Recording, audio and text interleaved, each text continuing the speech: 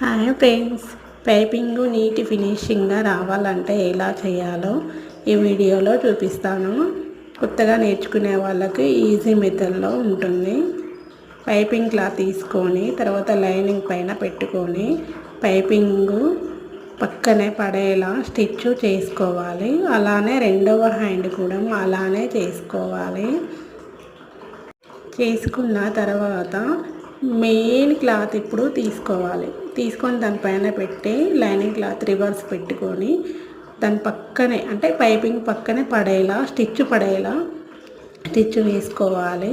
దాన్ని రివర్స్ తీసుకోవాలి. రివర్స్ తీసుకున్న తర్వాత దానిపై నుండి మళ్ళీ ఒక స్టిచ్ పడేలా మనము స్టిచ్ వేసుకోవాలండి. ఇలా స్టిచ్ వేయడం వల్ల మనం ఎక్కువ డబ్బులు కూడా తీసుకోవచ్చండి. మా ఏరియాకి అయితే 300 ఉంటుంది, నేనైతే 300 తీసుకుంటున్నానండి.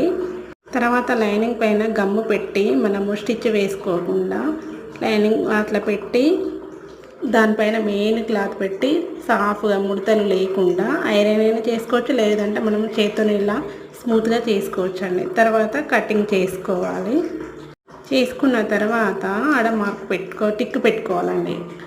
పెట్టుకున్న తర్వాత రెండవ హ్యాండ్ కూడా ఇలానే తయారు చేసుకోవాలండి.